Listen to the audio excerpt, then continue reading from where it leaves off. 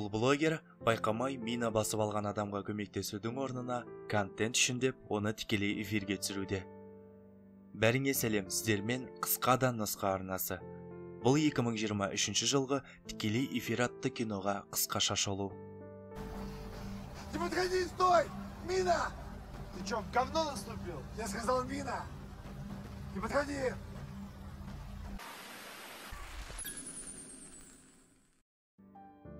Үш миллион оқырманы бар.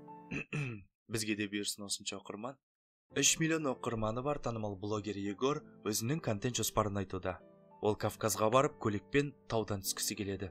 Оның көмекшілері Катя мен Алина блогердің видеоларында негативті комментариялар көп болған соң, жарнама берушілер контрактты тоқтатып жатырғанын айтады. Оған ашулы Егор, ол қыздарға да кете берсеңіздер болады дейді. Иди.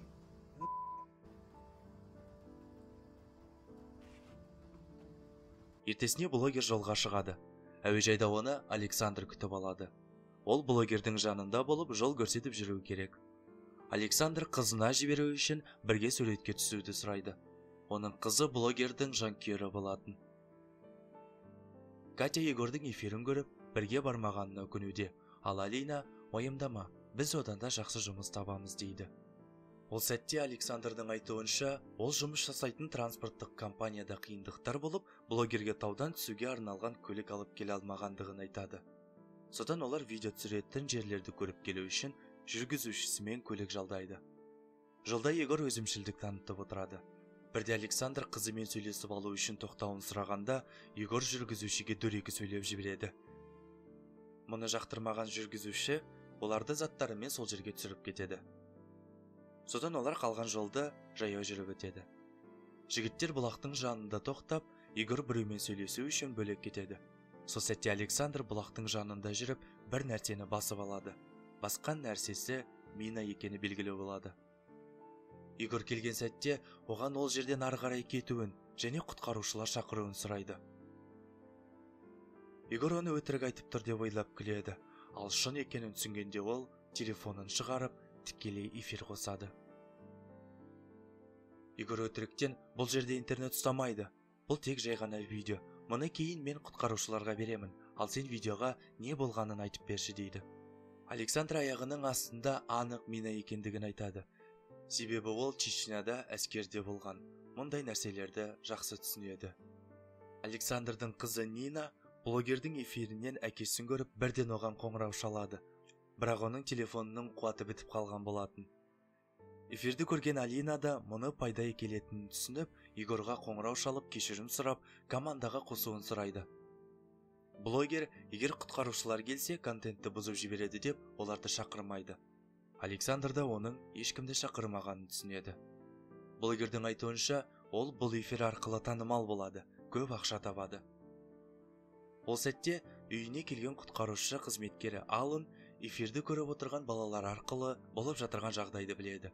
Ол эфирдегі адамды танып қалады. Көп жылдар бұрын қарындасын өлтірген адам екен.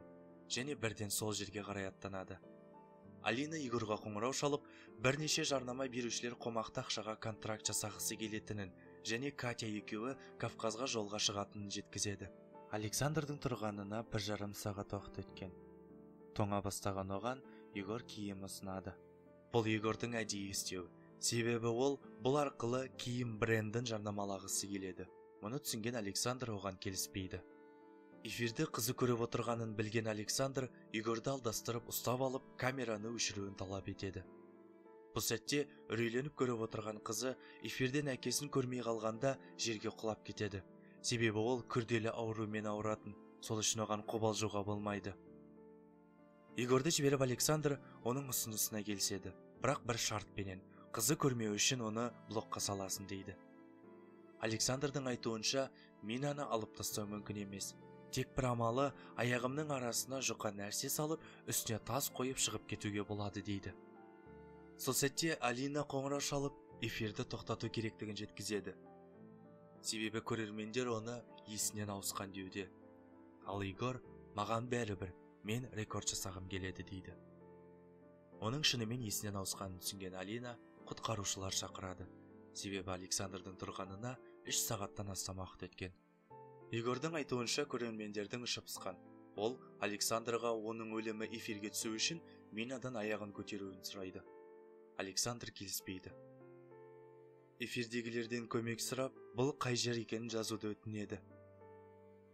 Сол сәтте Егор оқырмандар арқылы Алланның көмекке келе жатырғанын біледі. Бұл сәтте Аллан жолда өткенде еске алып келе жатырған болатын. Оның қарындасы сахнаға шығуда. Сол сәтте бұзақылар кіріп келеді. Олардың біреуі қарындасын ұрып, қатты соққыдан сол жерде өліп қалады. Сотта қылмыскерді адвокат ақтап алып шығады. Таныс есім естіп қалған Александр таң қалуда. Егор Алланның балалары жіберген суретті көрсеткенде, Александр блогердің ұсынысына келіседі. Мен эфирде жарыламын. Тек сен қызымның операциясының ақшасын өтеп беретін болсаң дейді. Себебі ол түсінеді, Алланның құтқаруға емес, оны өлтіруге келе жатырғанын. Сол үшін өз өмірін қиып, қызын құтқарғысы келеді. Осы сәтте жандарында жүрген қойлар минаға жарылып, жарылыстың толқынынан Егор мен Александр жерге құлайды. Александрдың аяғының астындағы мина жарылмай қалады. Ал Егор болса сол сәтте өзі мина басып алған. Жағдай өзгереді. Эфир қосылуда. Александр ол жерде блогерді мазақ қылып, беймарал кетіп қалады. Бірінші болып ол қызына қоңырау шалып, мұның барлығы шын емес деп түсіндіреді. Сосын құтқарушылар шақырады. Сол сәтте артынан жарылыс дауысы естіледі.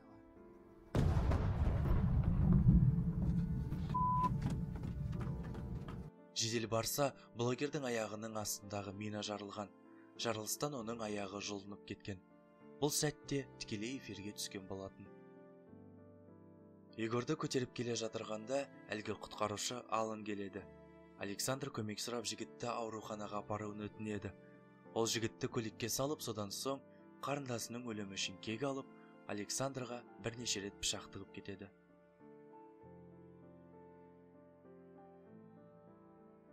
Ауруханада есін жиған блогер дәрігерден Александрдың арқасында тірі қалғанын біледі. Себебі ол жарылыстан кейін алғашқы көмек көрсеткен.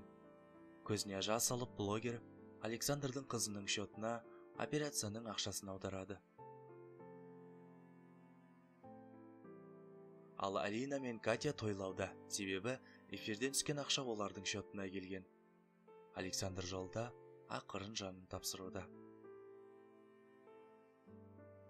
Фильмнен түйін. Қазіргі заманның ағымында контент үшін деп адамгершілігімізден айырылмайық. Және жасаған кінәміз үшін ерте ме кеш пе жауап береміз. Фильм жайында пікірімізді қалдырайық. Каналымызда күнделікті видеолар шығатын болады. Оларды қалдырмау үшін каналға жазылуды ұмытпайық. Рахмет.